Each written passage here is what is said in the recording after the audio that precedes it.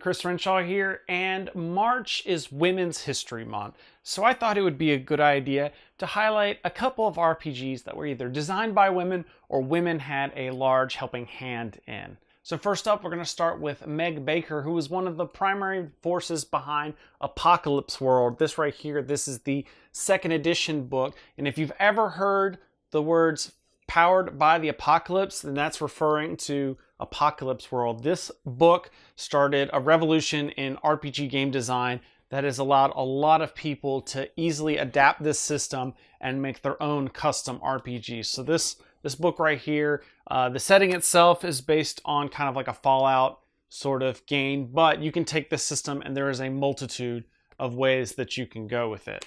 Next up, we have one that I've hinted at in the past, but we have Bluebeard's Bride from Magpie Games, written by Whitney Beltran, Marissa Kelly, and Sarah Richardson.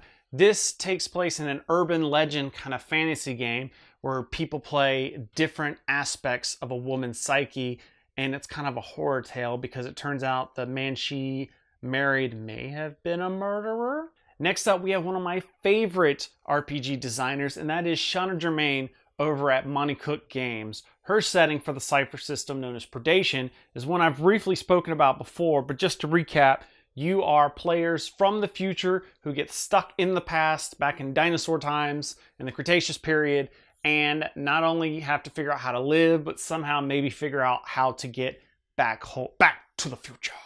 Another game designed by Shauna Germain and from Monte Cook Games is No Thank You Evil. And another reason I want to highlight this is a great intro game for getting kids into playing RPGs. Specifically, you can even get them as low as 4 or 5. If they're old enough to read and write, then they can play No Thank You Evil. And it's a great way of getting people into playing different role-playing games.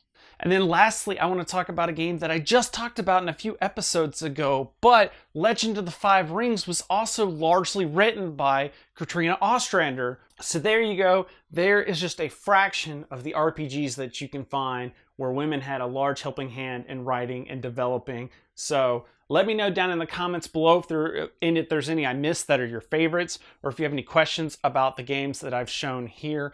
Also, make sure to follow us on all the different social networks and check out the Boards and Swords YouTube channel and podcast for other great board games and RPG contents. Thank you for watching, and until next time, may all your hits be crits.